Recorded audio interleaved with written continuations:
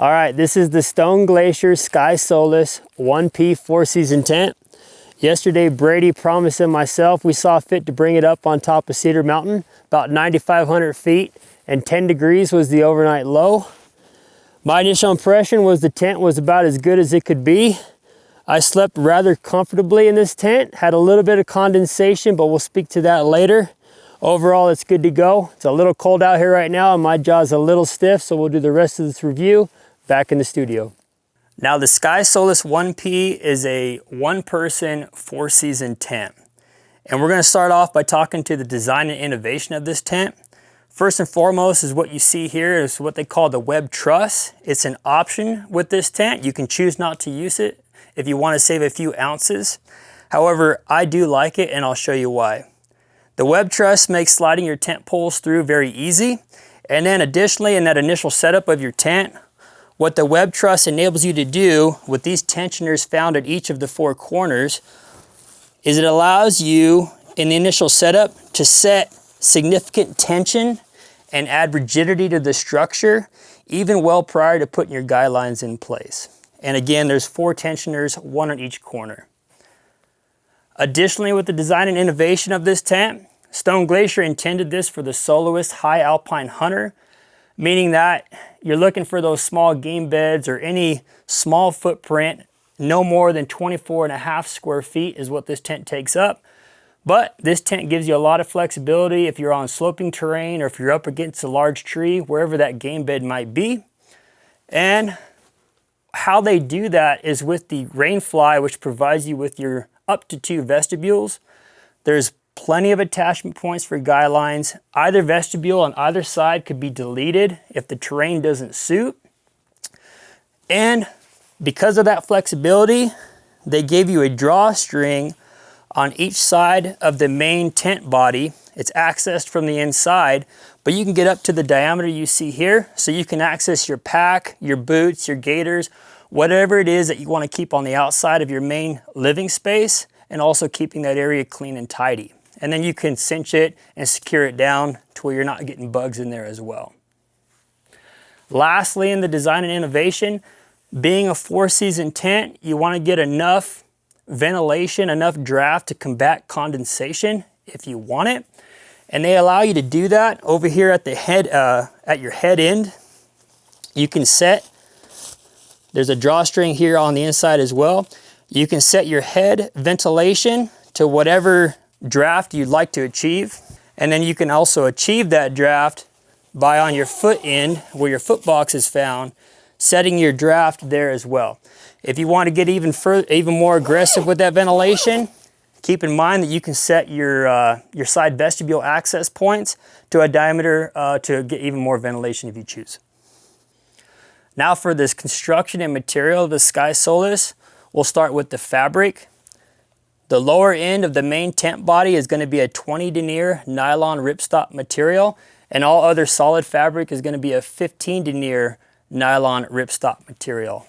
All fabric, to include the mesh, is coated with sling fin technology and some means to provide waterproofness. Now for the hardware of this tent, pretty standard for the caliber of shelter that it is with other manufacturers. However, my key point there is that it appears to be a good balance between lightweight and robustness / durability. Now for 4-season suitability of the Sky Solus, there's 3 things I want to talk about. The ability to batten the hatches and attain maximum heat retention, the ability to vent to combat condensation, and lastly, the strength of the shelter to stand up against something such as your snow load. So for heat retention, this tent having a fabric density of 20 denier to 15 denier, it is going to give you the ability to fully seal off to the maximum extent possible to be able to achieve that heat retention. Key mention is last night, this tent was positioned on 4 feet of snow. It was surrounded by an additional 4 feet of snow, and the overnight low was 10 degrees Fahrenheit. With the instruments that we had inside, which were high in the shelter, I was able, with moderate drafting, to be able to get an inside air temperature of about 17 degrees. I could even get it higher with my body heat being generated if I were to adequately seal it off altogether, but I was in a bit of a blend to try and combat that condensation. Now that inner fabric was coated in a sheet of ice from that condensation, but the tent held up rather well. And one key mention I want to get to there is the fact that this shelter has an abundance of Guyline attaching points. And it's designed to where from your tent stake straight through to the main tent body, it's a linear fashion of being load bearing for every Guyline. And I'll point it out now. So with the rain fly that Stone Glacier provides, you go from your tent stake to your Guyline to the outer attaching point of your rain fly. And then immediately on the inside, what you're gonna find is this item here. And this is designed to go directly to your web truss, and I'll demonstrate that now. You put this through, and then you put it back through the rain fly. And like I was kind of getting at, is what that enables it to do is maximum load bearing. Give it maximum strength and rigidity to stand up against snow load, the ice that might present itself from condensation on the inside, or whether it be high winds in those high alpine environments. Now moving into space and storage for the Sky Solus, this shelter for living space is going to give you the dimensions of 80 inches in length, 48 inches in maximum width at the head end, which tapers down to 40 inches of width at the toe end, and it's going to give you a maximum height of 42 inches. So to demonstrate that spaciousness, we'll go ahead and gain access, and I'll move in here. Now at 5'9" tall, I tend to use a regular sleeping bag no matter what manufacturer I'm using, but I did see that 80-inch length with a 73-inch regular bag, the condensation that still presented itself, I did get a moist foot box in my sleeping bag.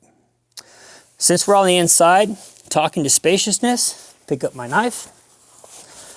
It does give you some organization that you can choose to use if you want to. I generally haven't, but with this tent I did. Now that colder weather, I wanted to have my headlamp easily accessed. I wanted to have my beanie, my gloves, all easily accessed. I generally just put them on the side, but with this tent, I put them here. And in the middle of the night, when it was quite cold, I was able to find my gear very easily. Now, since we're here, we'll go ahead and talk about our two access points to our side vestibules.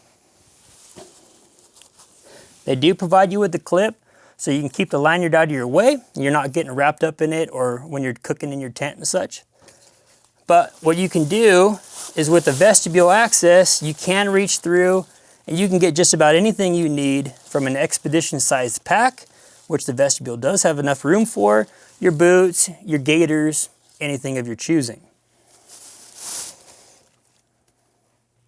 Now for the packability of the Sky Solus, it's acceptable. And what I mean there is it's a one-person, rather minimalist 4-season shelter.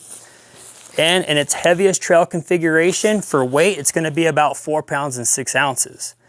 Now, if you wanted to, this tent could warrant some attention in your home garage, and you can trim off a little some of the hardware that's provided, and you can get your weight down to around 3 pounds, 11 ounces. If you frequent the backcountry and you don't already have a technical 4-season shelter such as this, and it fits your budget, then I highly recommend it.